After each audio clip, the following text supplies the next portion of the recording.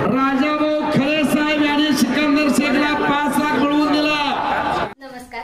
संपूर्ण महाराष्ट्रासह आपल्या जिल्ह्यातील व तालुक्यातील ताज्या घडामोडी मोबाईलवर पाहण्यासाठी तेज महाराष्ट्र वार्ताला जर तुम्ही युट्यूबवर पाहत असाल तर फॉलो आणि शेअर नक्की करा। जर फेसबुकवर पाहत असाल तर नक्की फॉलो। परवा जी महाराष्ट्र केसरी झाली त्या महाराष्ट्र केसरीमध्ये आपल्या मोहोळ तालुक्याचे सुपुत्र पैलवान सिकंदर शेख हे महाराष्ट्र केसरी म्हणून जिंकले आणि या महाराष्ट्र केसरीचा मान या मोहोळ तालुक्याला मिळाला। पैलवान व वस्ताद बाळासाहेब चौरे यांनी आहे त्या दिवशी लक्ष्मीपूजन होतं आणि लक्ष्मीपूजनला मला सांगितलं की आपल्याला सिकंदरला घेऊन महाराष्ट्राचे लाडके मुख्यमंत्री आदरणीय एकनाथरावजी शिंदे साहेब यांच्याकडे न्यायचं आहे। आणि त्याच दिवशी सिकंदर मी आणि पैलवान आपले वस्ताद चौरे बाळासाहेब चौरे यांना घेऊन महाराष्ट्राच्या मुख्यमंत्र्यांची त्यांच्या ठाण्यातील घरी मी भेट घेतली।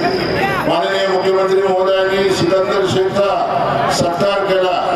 लक्ष्मी पूजन असल्या कारणानं व माझे सख्खे भाऊजी हे महाराष्ट्र राज्य रस्ते विकास महामंडळाचे उपाध्यक्ष व कार्यकारी संचालक आपण इंग्लिश मध्ये म्हणतो त्यांना एमडी हे एमडी असल्या कारणानं त्या खात्याचे 10 वर्ष हे शिंदे साहेब 9 वर्ष मंत्री आहेत।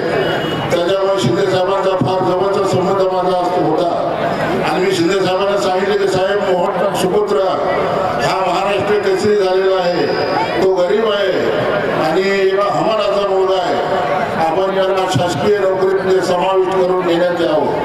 माननीय मुख्यमंत्री महोदयांनी लक्ष्मीपूजन होतं मला सांगितलं आज लक्ष्मीपूजन आहे तो थांब आणि उद्या सकाळी 11 वाजता सरकारी निवासस्थानी वर्षा निवासस्थानी सिकंदरला घेऊन ये।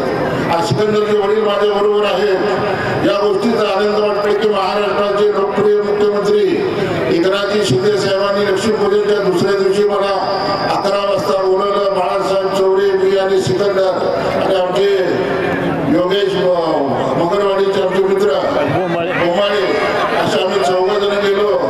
मुख्यमंत्र्यांनी स्वतःच्या खिशातील 5 लाख रुपये सिकंदरला दिले, पण मी सिकंदरला 5 लाख रुपये देत असताना महाराष्ट्राच्या मुख्यमंत्र्यांना सांगितलं की साहेब आपण एका रिक्षावाले होते महाराष्ट्राचे मुख्यमंत्री झाले, आज हा सिकंदर एका हमालाचा मुलगा आहे, मला पैसे नको पण याला सरकारी नोकरी द्या।